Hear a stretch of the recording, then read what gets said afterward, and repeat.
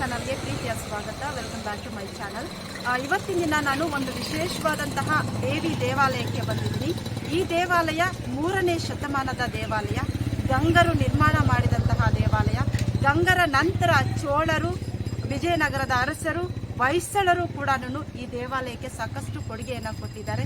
3ನೇ ಶತಮಾನದ ದೇವಾಲಯಕ್ಕೆ ಭೇಟಿ ಕೊಟ್ಟಂತಹ ಈ ವಿಶೇಷ ಸಂದರ್ಭದಲ್ಲಿ ಈ ಒಂದು ಜಾಗದಲ್ಲಿ ವಿಶೇಷವಾದಂತಹ ಪೂಜೆ ಹಾಗೆಯೇ ಬ್ರಹ್ಮ ರಥೋತ್ಸವ ಕೂಡ ನಡೀತಾ ಇದೆ. ಆ ದೇವಾಲಯ ಬೇರೆ ಯಾವುದೂ ಅಲ್ಲ, ಕೋಲಾರಮ್ಮನ ದೇವಾಲಯ ಇರುವಂತಹದ್ದು. ನಾವು ಕೋಲಾರಮ್ಮ ದೇವಾಲಯ, ಈ ದೇವಾಲಯ ಆದಿ ಭಾಗದಲ್ಲಿ ಅಂದರೆ 3ನೇ ಶತಮಾನದಲ್ಲಿ ಈ ದೇವಾಲಯ ಗಂಗರ ಒಂದು ಆಳ್ವಿಕೆಗೆ, ಗಂಗರ ಅಧೀನದಲ್ಲಿ ಇತ್ತು ಅನ್ನುವಂತಹ ಇತಿಹಾಸ ಕೂಡ ನಮಗೆ ಹೇಳುತ್ತೆ. ಏನೆಲ್ಲ ಇತಿಹಾಸ ಇದೆ ಕೋಲಾರಮ್ಮನ ದೇವಾಲಯಕ್ಕೆ ಅದನ್ನು ಕೂಡ ನೀವು ತಿಳಿದುಕೊಳ್ಳೋಣ. ಮತ್ತೆ ಬನ್ನಿ. 3ನೇ ಶತಮಾನದ ದೇವಾಲಯ ಯಾವ ರೀತಿ ಇದೆ ಗೊತ್ತಾ? ಬನ್ನಿ ನೋಡೋಣ.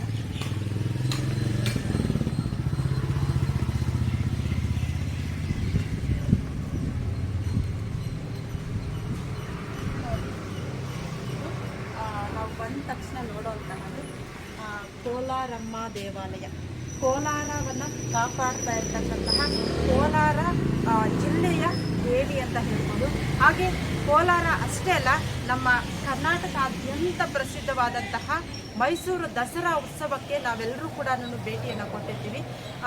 ನಾವು ರಾಜರ ಅಂದರೆ ಮೈಸೂರಿನ ಒಡೆಯರ ಕಾಲದಲ್ಲಿ ನಾವು ದೇವಾಲಯದ ಇತಿಹಾಸ ತಗೊಳ್ಳೋದಾದರೆ, ಮೊದಲಿಗೆ ಇಲ್ಲಿ ಪೂಜೆಯನ್ನು ಸಲ್ಲಿಸಿ, ಅಂದರೆ ಕೋಲಾರಮ್ಮನಿಗೆ ಪೂಜೆಯನ್ನು ಸಲ್ಲಿಸಿ, ಆ ನಂತರ ಮೈಸೂರಿನ ದಸರಾ ಉತ್ಸವ ಚಾಮುಂಡಿ ದೇವಿಗೆ ಪೂಜೆಯನ್ನು ಮಾಡಿ, ಆ ನಂತರ ದೇವಿಯ ದಸರಾ ಸಂಭ್ರಮ ಕೂಡ ನಡೀತಾ ಇತ್ತು.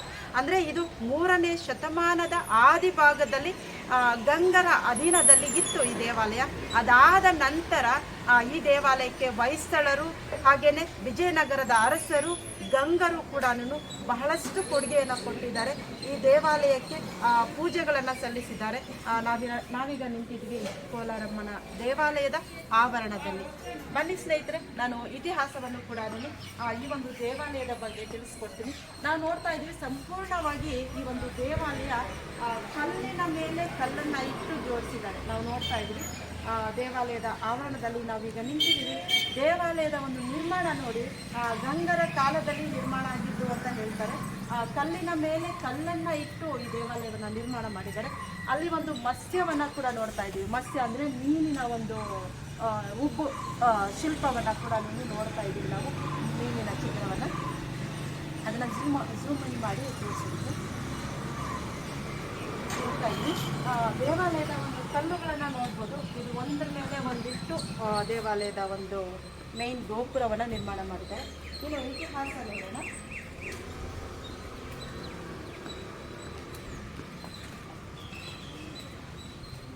ಇಲ್ಲಿ ಇತಿಹಾಸ ಕೊಟ್ಟಿದ್ದಾರೆ. ದೇವಾಲಯದ ಒಂದು ಇತಿಹಾಸ ಏನಿದೆ ಅಂದರೆ, ಕೋಲಾರಮ್ಮ ದೇವಾಲಯ 3ನೇ ಶತಮಾನದ ಆದಿ ಭಾಗದಲ್ಲಿ, ಅಂದರೆ 3ನೇ ಶತಮಾನ ಆರಂಭ ಆಗುವಂತಹ ಸಂದರ್ಭದಲ್ಲಿ ಈ ಕೋಲಾರ ಅಥವಾ ಪೂರ್ವದ ಕುಬಲಾಲಪುರವು ಗಂಗರ ಅಧೀನದಲ್ಲಿ ಇತ್ತು ಅಂತ ಹೇಳ್ತೆ.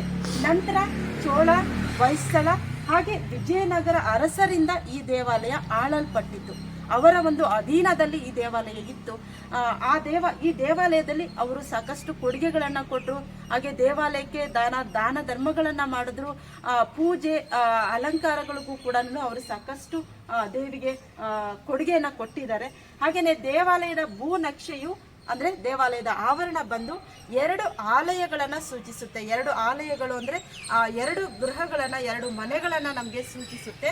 ಆ ಒಂದು ಕೋಲಾರಮ್ಮನ ಮುಖ್ಯ ದೇವಾಲಯ ಏನಿದೆ, ಇದು ಪೂರ್ವಾಭಿಮುಖವಾಗಿದೆ. ಪೂರ್ವಾಭಿಮುಖ ಅಂದರೆ ಸೂರ್ಯ ಹುಟ್ಟುವಂತಹ ದಿಕ್ಕಿನಲ್ಲಿ ದೇವಿಯ ಒಂದು ಮುಖ್ಯ ದರ್ಶನ ನಮಗೆ ಆಗುತ್ತೆ.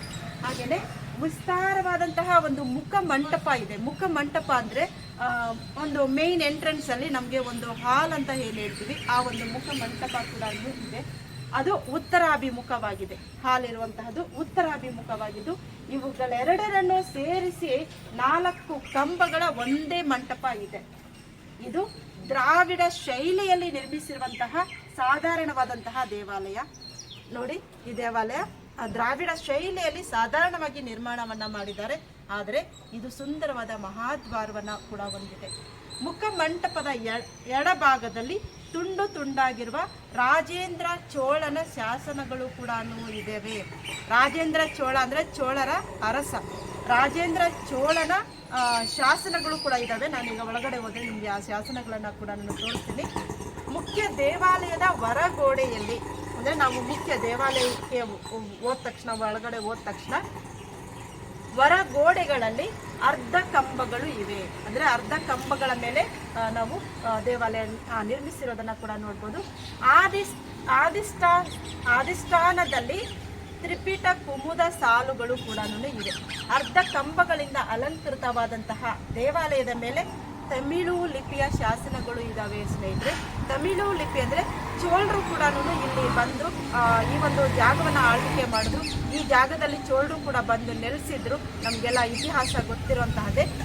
ಆ ತಮಿಳು ಲಿಪಿಯ ಶಾಸನಗಳು ಕೂಡ ನಮಗೆ ಸಿಗುತ್ತೆ.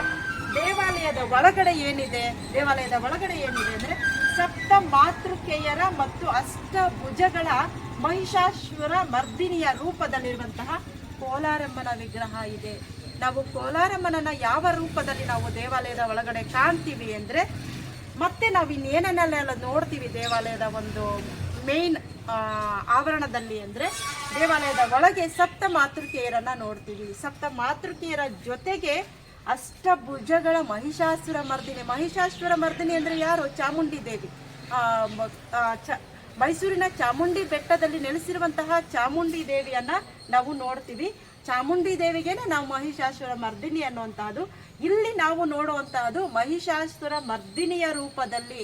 ನಾವು ಚಾಮುಂಡಿ ಬೆಟ್ಟದಲ್ಲಿ ದೇವಿಯನ್ನ ಯಾವ ರೂಪದಲ್ಲಿ ನೋಡ್ತೀವಿ, ಆ ಥರ ಅಲ್ಲ ನಾವಿಲ್ಲಿ ದೇವಿಯ ರೂಪವನ್ನ ಕಾಣೋದು. ಮಹಿಷಾಸುರನನ್ನ ಕೊಂದ ರೂಪದಲ್ಲಿ, ಮಹಿಷಾಸುರ ಮರ್ದಿನಿಯ ರೂಪದಲ್ಲಿರುವಂತಹ ಕೋಲಾರಮ್ಮನ ವಿಗ್ರಹವನ್ನ ನಾವು ಒಳಗಡೆ ನೋಡ್ತೀವಿ. ಇದರ ಬಲಭಾಗದಲ್ಲಿರುವಂತಹ ಇನ್ನೊಂದು ಕೊಠಡಿಯಲ್ಲಿ ನಾವು ಏನನ್ನ ನೋಡ್ತೀವಿ ಅಂದ್ರೆ, ಗಾರೆ ಮತ್ತು ಇಟ್ಟಿಗೆಗಳಿಂದ ನಿರ್ಮಿಸಿದಂತಹ ಸಪ್ತ ಮಾತೃಕೆಯರ ಮೂರ್ತಿಗಳನ್ನ ನಾವು ಕಾಣ್ತೀವಿ. ಇಲ್ಲಿ ಕಲ್ಲಿನ ಕಾಲಭೈರವನ ವಿಗ್ರಹ ಕೂಡ ಇದೆ. ಶಿವನ ಅವತಾರ ಕಾಲಭೈರವ. ಆ ಕಾಲಭೈರವನ ವಿಗ್ರಹ ಕೂಡ ಇದೆ. ಹಾಗೇನೆ ಆದರೆ ಇದನ್ನ ಮೂಕನಾಚಾರಮ್ಮ ಅಂತ ಕರೀತಾರೆ. ಯಾಕೆ ಅಂದ್ರೆ ಇದರ ಮೂಗು ವಿರೂಪ ಆಗಿದೆ. ಈ ಕಾರಣಕ್ಕೇನೆ ಆ ದೇವಿಯನ್ನ ಮೂಕನಾಚಾರಮ್ಮ ಅಂತ ಹೇಳ್ತಾರೆ. ಈ ದೇವಾಲಯದ ಮೇಲೆ ಶಿಖರ ಇಲ್ಲ. ಮೇನ್ ಆಗಿ ಈ ದೇವಾಲಯದ ಮೇಲೆ ನಾವು ನೋಡಬಹುದು, ದೇವಾಲಯದ ಮೇಲೆ ಕಲ್ಲಿನ ಮೇಲೆ ಕಲ್ಲನ್ನ ಜೋಡಿಸ್ತಾ ಹೋಗಿದ್ದಾರೆ. ಶಿಖರ ಇಲ್ಲ ಅನ್ನೋದನ್ನು ಕೂಡ ನಾವಿಲ್ಲಿ ಕಾಣಬಹುದು. ದೇವಾಲಯದ ಒಂದು ಬಲಗಡೆಗೆ ನಾವು ಮೀನಿನ ಒಂದು ಉಬ್ಬು ಶಿಲ್ಪ ನೋಡಿದ್ರೆ, ದೇವಾಲಯದ ಬಲಗಡೆಗೆ ನಾವು ನೋಡುವಂತಹದ್ದು ನೋಡ್ತಾ ಇದೀವಲ್ವಾ, ಅಲ್ಲಿಯ ಚಿತ್ರ, ನಾನು ಉಬ್ಬು ಶಿಲ್ಪವನ್ನು ನೋಡ್ತಾ ಇದ್ದೀವಿ. ನಾವು ಅಲ್ಲಿಯ ಉಬ್ಬು ಶಿಲ್ಪ ಇದು.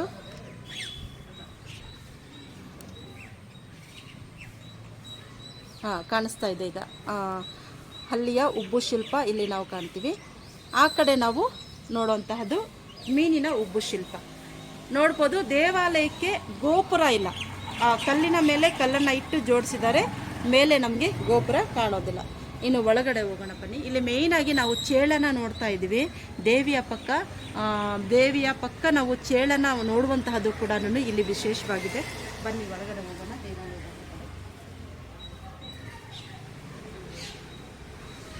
ಸ್ನೇಹಿತರೆ, 3ನೇ ಶತಮಾನದ ಗಂಗರ ಅಂದರೆ 3ನೇ ಶತಮಾನದ ದೇವಾಲಯ ಇದು.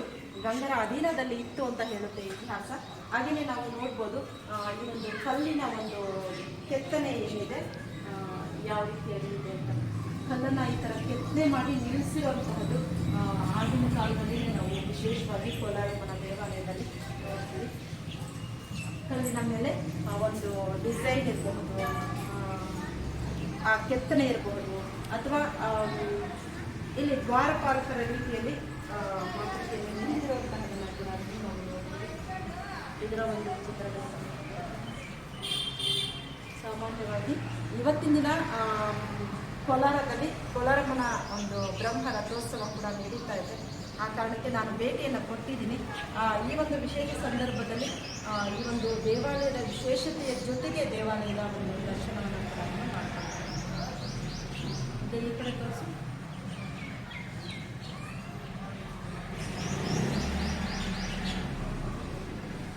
ಕಲಶ ಇದೆ, ಸ್ವಲ್ಪ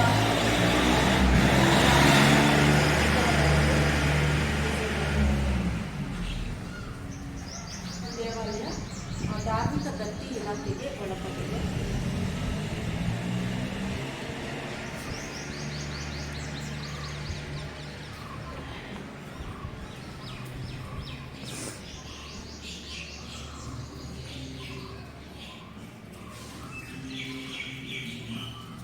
ದೇವಾಲಯದ ಒಂದು ಕಲ್ಲಿನ ಒಂದು ಕಟ್ಟಡ ನೋಡಿ, ಇದು ಒಂದೇ ಕಲ್ಲು, ಇಲ್ಲಿ ಎಲ್ಲೂ ಕೂಡ ಕಟ್ಟಾಗಿರೋದನ್ನ ನಾವು ನೋಡಲ್ಲ, ಅಥವಾ ಕಲ್ಲಿನ ಮೇಲೆ ಕಲ್ಲಿಟ್ಟಿರೋದನ್ನು ಕೂಡ ನಾವು ಕಾಣೋದಕ್ಕೆ ಸಾಧ್ಯ ಇಲ್ಲ. ಒಂದೇ ಕಲ್ಲಿನ ಮೇಲೆ ಡಿಸೈನನ್ನು ಮಾಡಿ ನಿಲ್ಲಿಸಿರೋಂತಹದ್ದು. ಎಂತಹ ಅದ್ಭುತವಾದಂತಹ ಕೆಲಸ ನಮ್ಮ 3ನೇ ಶತಮಾನದಲ್ಲೇ ನಡೆದಿದೆ. ನಮ್ಮ ಪೂರ್ವಿಕರಿಗೆ ಇದ್ದಂತಹ ಶಕ್ತಿ, ಸ್ಕಿಲ್, ಕೌಶಲ ಇರ್ಬೋದು, ಅವರ ಸೃಜನಶೀಲತೆ ಇರ್ಬೋದು, ಅವರೇ ಸಾಕು. ನೋಡ್ತಾ ಇದ್ದೀವಿ ನಾವು ಕಲ್ಲು. ಈ ಒಂದು ಕಲ್ಲು ಏನಿದೆ, ಇದು ಎಲ್ಲೂ ಕೂಡ ಕಟ್ಟಾಗಿಲ್ಲ, ಒಂದೇ ಕಲ್ಲನ್ನು ಕೆತ್ತನೆ ಮಾಡಿ ನಿಲ್ಲಿಸಿದ್ದಾರೆ ಸ್ಟ್ರೇಟ್. ಎರಡೂ ಕಂಬ ಕೂಡ ಎರಡೂ ಕಡೆ ಇದು ಕೂಡ ಅದೇ ಥರ ಸೇಮ್ ಡಿಸೈನಲ್ಲಿ, ಎರಡೂ ಕಡೆ ಕೂಡ ಸೇಮ್ ಡಿಸೈನ್ ಇದೆ. ನೋಡ್ತಾ ಇದ್ರೆ ರೋಮಾಂಚನ ಆಗುತ್ತೆ ಈ ಒಂದು ಕೆತ್ತನೆ.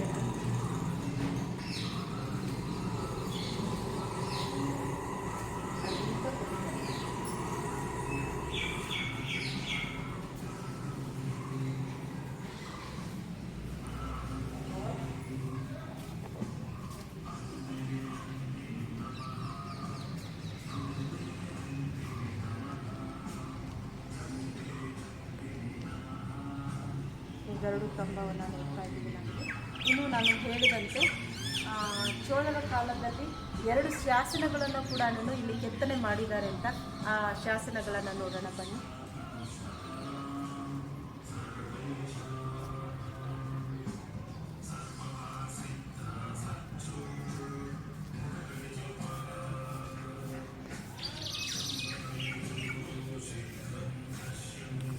ನಾವಿಲ್ಲಿ ನೋಡ್ತಾ ಇರೋದು ಈ ದೇವಸ್ಥಾನದ ಒಂದು ಆವರಣದಲ್ಲಿ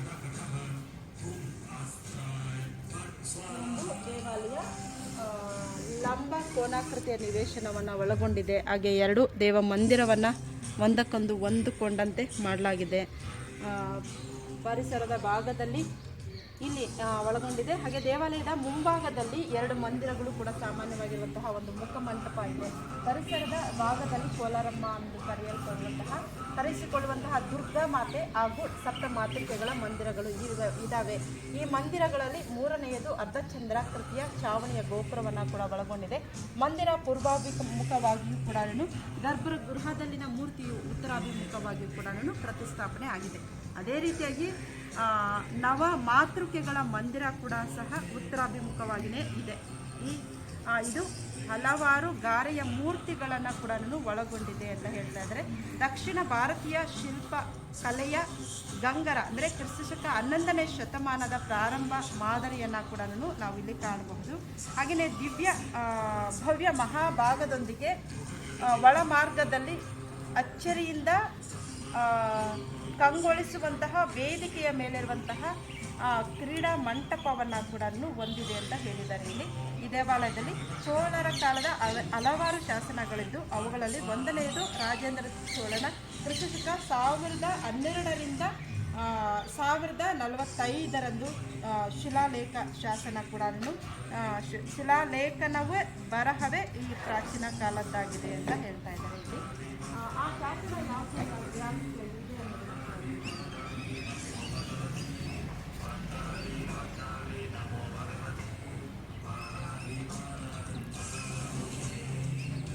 ನೋಡಿ, ಇದೇನೆ ಮುಖಮಂಟಪ. ಇದು ಮುಖಮಂಟಪ. ಇದು ಕಂಬಗಳು ನೋಡಿ, 1 2 3 4 5 6 7 8 9 10 ಅಂದರೆ 11 ಕಂಬಗಳಿದ್ದಾವೆ. 11 ಅಂದರೆ 4 5 6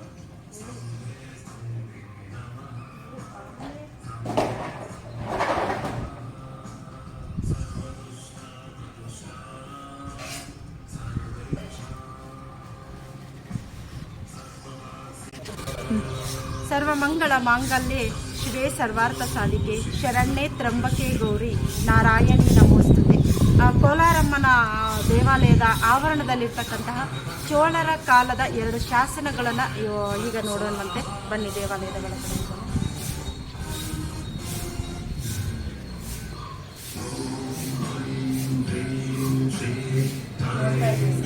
ಬರೀ ಕಲ್ಲಿನಲ್ಲಿ ನಿರ್ಮಾಣವಾಗಿರುವಂತಹ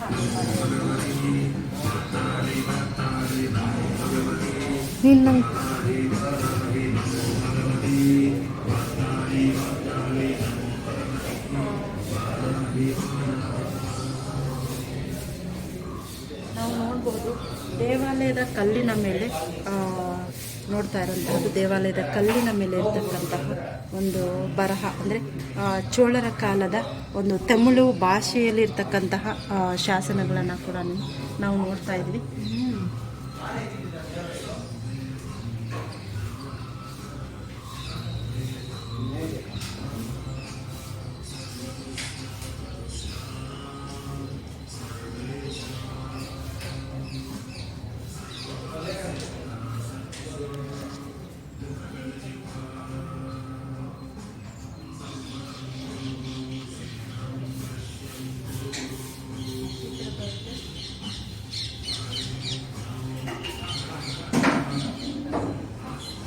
ನೋಡ್ತಾ ಇದ್ದೀವಿ ನಾವು. ಈ ಒಂದು ಕಲ್ಲಿದೆ ಅಲ್ವಾ, ಕಲ್ಲಿನ ಮೇಲೆ ಜೋಡಿಸಿ ಕಲ್ಲಿನ ಮೇಲೆ ಕಲ್ಲನ್ನು ಇಟ್ಟು ಅದ್ರ ಮೇಲೆ ಒಂದು ನಾವು ರೂಫ್ ಅಂತ ಏನು ಹೇಳ್ತೀವಿ, ನಾವು ಮೋಲ್ಡಿಗೆ ಏನು ಹಾಕ್ತೀವಿ, ಆ ಮೋಲ್ಡನ್ನು ಬರೀ ಕಲ್ಲಿಂದನೇ ಮಾಡಿರೋಂತಹದ್ದು ನೋಡ್ತಾ ಇದ್ದೀವಿ ನಾವು. 3ನೇ ಶತಮಾನದ ಗಂಗರ ಆದಿಭಾಗದಲ್ಲಿ, ಅಂದರೆ 3ನೇ ಶತಮಾನದ ಆದಿಭಾಗದಲ್ಲಿ ಗಂಗರ ಅಧೀನದಲ್ಲಿದ್ದಂತಹ ಕೋಲಾರಮ್ಮನ ದೇವಾಲಯದ ಒಂದು ದೃಶ್ಯಗಳನ್ನು ನಾವೀಗ ನೋಡ್ತಾ ಇದ್ದೀವಿ.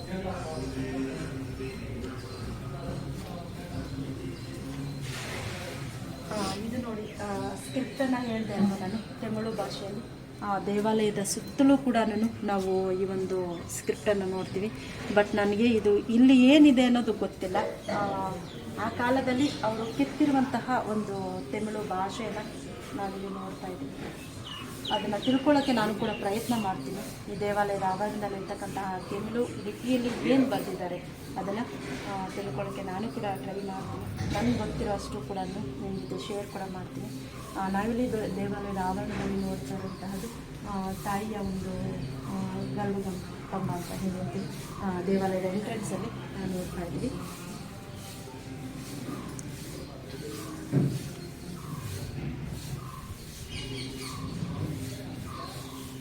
ಇಲ್ಲಿ ನೋಡ್ತಾ ಇರ್ತಾರೆ ದೇವಾಲಯದ ಆವರಣದಲ್ಲಿ ಬೀರದ ಚಿತ್ರಗಳನ್ನು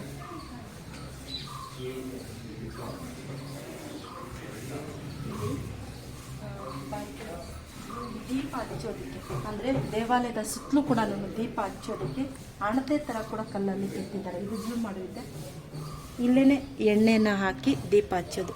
ನಾವು ಮಣ್ಣಿನ ಅಣತೆಯನ್ನು ಏನು ಮಾಡ್ತೀವಿ, ಆ ಮಣ್ಣಿನ ಅಣತೆ ಅಲ್ಲ, ಇದು ಕಲ್ಲಿಂದನೇ ಒಂದು ದೀಪವನ್ನು ಕೆತ್ತಿರೋಂತಹದ್ದು. ಇಲ್ಲಿ ಎಣ್ಣೆಯನ್ನು ಹಾಕಿ ಬತ್ತಿ ಇಟ್ಟು ದೀಪನ ಹಚ್ಚುವಂತಹ ಒಂದು ಜಾಗ ಇದು. ಒಂದು ದೇವಾಲಯದ ಆವರಣದಲ್ಲಿ ಒಂದು ಕೆತ್ತನೆಯನ್ನು ಕೂಡ ನೋಡ್ತಾ ಇದ್ದೀವಿ.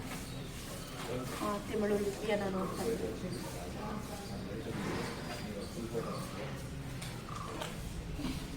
ಸುತ್ತಲೂ ನೋಡಿ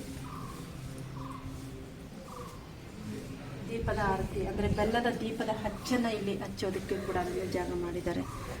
ಇಲ್ಲಿ ಕೂಡ ದೇವರ ಮೂರ್ತಿಯನ್ನು ಇಟ್ಟು ದೀಪಗಳನ್ನು ಹಚ್ಚೋದಕ್ಕೆ ದೇವರ ಒಂದು ಚಿತ್ರಗಳನ್ನು ಕೂಡ ನೋಡ್ತಾ ಇದ್ದಾರೆ. ಮೇಯ್ನು ನೋಡಿ ನಾವಿಲ್ಲಿ ನೋಡ್ತಾ ಇರೋಂಥದ್ದು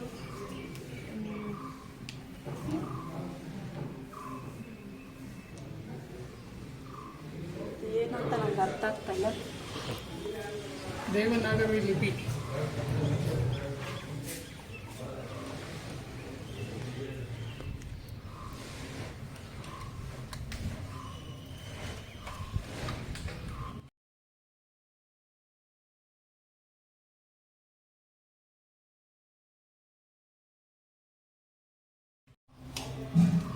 ಸ್ನೇಹಿತರೆ, ನಾವು ಮನೆಗೆ ಅಡಿಪಾಯ ಹಾಕ್ತೀವಿ. ಆ ಅಡಿಪಾಯ ಕೂಡ ಕಲ್ಲಿಂದ ಕಲ್ಲನ್ನು ಇಟ್ಟಿದ್ದಾರೆ. ಆ ಅಡಿಪಾಯ ಆದಮೇಲೆ ಮತ್ತೆ ಈ ಕಲ್ಲಿಗೆ ಈ ಶೇಪನ್ನು ಕೊಟ್ಟಿದ್ದಾರೆ. ಈ ಶೇಪನ್ನು ಕಂಬ ಥರ ಕೊಟ್ಟಿದ್ದಾರೆ. ಅದಾದಮೇಲೆ ಈ ಕಲ್ಲನ್ನು ಯಾವ ರೀತಿಯಾಗಿ ಅಂದರೆ ಒಂದು ಆಕಾರವನ್ನು ಕೊಟ್ಟು ಒಂದ್ರ ಮೇಲೆ ಒಂದು ಜೋಡಿಸ್ತಾ ಹೋಗಿದ್ದಾರೆ. ಅದು ಡಿಸೈನು ಆಗಿದೆ, ಜೊತೆಗೆ ಸಪೋರ್ಟಿವ್ ಆಗಿ ಕೂಡ ಇದೆ. ಆ ಥರ ಒಂದು ಕಟ್ಟಡ ಇದೆ. ನೋಡ್ತಾ ಇದ್ದೀವಿ ನಾವು. ಕಲ್ಲಿಂದನೇ ಎಲ್ಲ, ಯಾವುದಕ್ಕೂ ಮಣ್ಣು ಇಲ್ಲ, ಸಿಮೆಂಟು ಇಲ್ಲ, ಏನೂ ಇಲ್ಲ, ಬರೀ ಕಲ್ಲಿಂದನೇ ದೇವಾಲಯವನ್ನು ನಿರ್ಮಾಣ ಮಾಡಿರುವಂತಹದ್ದು. ಅದ್ಭುತವಾದಂತಹ ಕೋಲಾರಮ್ಮನ ದೇವಾಲಯದ ಆವರಣದಲ್ಲಿ ಬರೀ ಕಲ್ಲು, ಸಿಮೆಂಟ್ ಅಥವಾ ಮಣ್ಣು ಯಾವುದು ಉಪಯೋಗಿಸಿಲ್ಲ. ಆಕಾರವನ್ನು ಕೊಟ್ಟಿದ್ದಾರೆ, ಒಂದ್ರ ಮೇಲೆ ಒಂದು ಜೋಡಿಸ್ತಾ ಹೋಗಿದ್ದಾರೆ. ಯಾವುದೇ ಈಗಿನ ಟೆಕ್ನಾಲಜಿ ಬಳಸಿರುವಂತಹದ್ದಲ್ಲ, ಸಂಪೂರ್ಣವಾಗಿ ಅವರು ಸೃಜನಶೀಲತೆಯಿಂದ ತಮ್ಮ ಸ್ಕಿಲ್ಲನ್ನು ಉಪಯೋಗಿಸಿ ನಿರ್ಮಾಣ ಮಾಡಿರುವಂತಹ ದೇವಾಲಯ.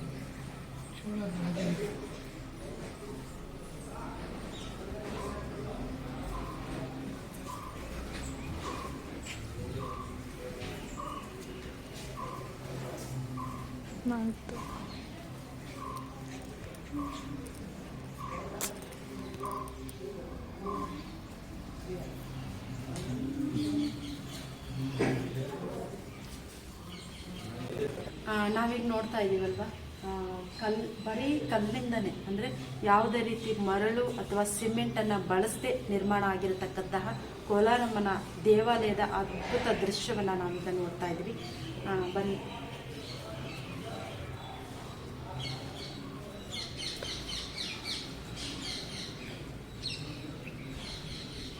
ಇದು ನೋಡಿ, ಇದು ಎಲ್ಲ ಕೂಡ ಕಲ್ಲಿನ ಮೇಲೆ ಕಲ್ಲನ್ನು ಇಟ್ಟು ನಿರ್ಮಾಣ ಮಾಡಿರುವಂತಹದ್ದು.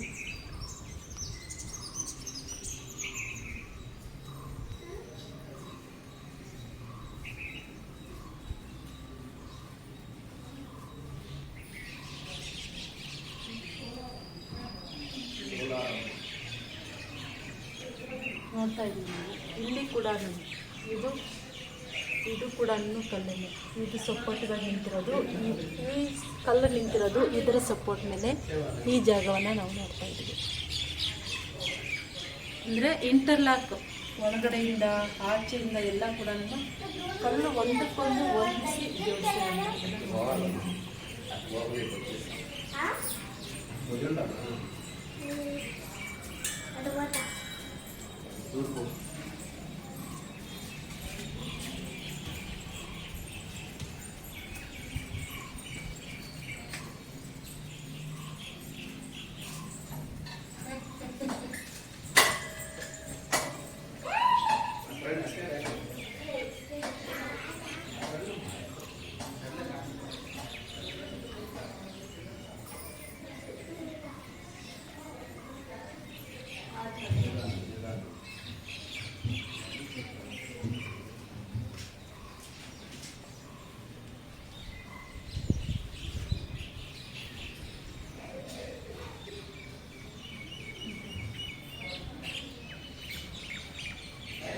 ಇಲ್ಲಿದೆ.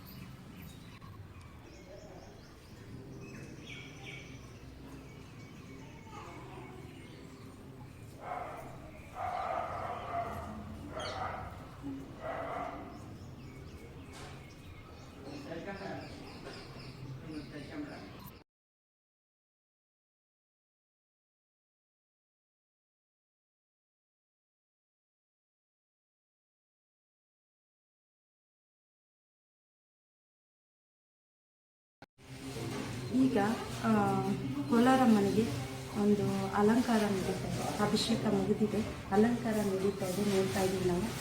ದೇವಾಲಯದ ಆವರಣದಲ್ಲಿ ಕೋಲಾರಮ್ಮನ ದೇವಿಗೆ ಅಲಂಕಾರ ನಡೀತಾ ಇದೆ. ದೇವಾಲಯದ ಆವರಣದಲ್ಲಿ ನಾವು ನೋಡುವಂತಹದ್ದು ಕಂಬಗಳನ್ನು, ಈ ಕಂಬಗಳ ಮೇಲೆ ಕೂಡ ವಿಶೇಷವಾದಂತಹ ಕೆತ್ತನೆಯನ್ನು ನೋಡ್ತೀವಿ. ಹಾಗೆಯೇ ಮುಖ್ಯವಾಗಿ ತಾಯಿಯ ವಾಹನ ಅಂದರೆ ಕೋಲಾರಮ್ಮನ ಕೃಪೆಗೆ ಪಾತ್ರವಾಗಿರ್ತಕ್ಕಂತಹ ಚೇಳವನ್ನು ಇಲ್ಲಿ ವಿಶೇಷವಾಗಿ ಪೂಜೆ ಮಾಡ್ತಾರೆ. ಚೇಳವನ್ನು ನಾವು ಇಂಗ್ಲೀಷಲ್ಲಿ ಸ್ಕಾರ್ಪಿಯನ್ ಅಂತೀವಿ, ಕನ್ನಡದಲ್ಲಿ ಚೇಳು ಅಂತೀವಿ. ಚೇಳನ್ನು ಇಲ್ಲಿ ವಿಶೇಷವಾಗಿ ಪೂಜೆ ಕೂಡ ಮಾಡ್ತಾರೆ. ನಮ್ಮ ಹಿಂದೂ ಪುರಾಣಗಳ ಪ್ರಕಾರ ಚೇಳಿಗೆ ಕೂಡ ವಿಶೇಷವಾದಂತಹ ಮಹತ್ವ ಇದೆ. ಚೇಳು ನಾವು ಮನೆಯಲ್ಲಿ ಕಾಣಿಸ್ಕೊಂಡ್ರೆ ಶುಭ ಅಂತಾರೆ, ಅದನ್ನು ನಾವು ಕೊಲ್ಲಬಾರ್ದು ಅಂತಾರೆ. ಇಲ್ಲಿ ಅದಕ್ಕೆ ಉದಾಹರಣೆಯಾಗಿ ನಾವು ಪೂಜೆ ಮಾಡೋದನ್ನು ಕೂಡ ಕಾಣಬಹುದು.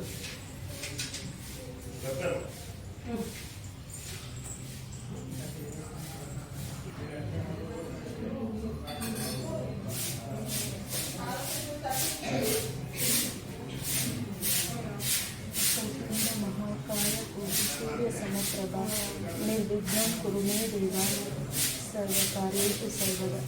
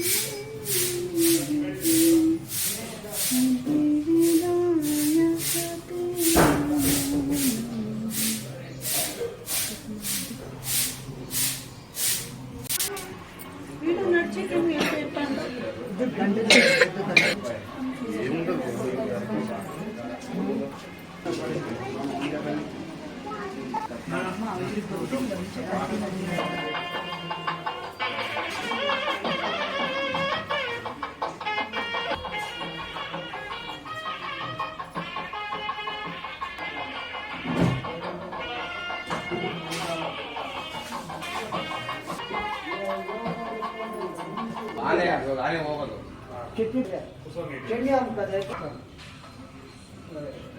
बोला पुलिस वाला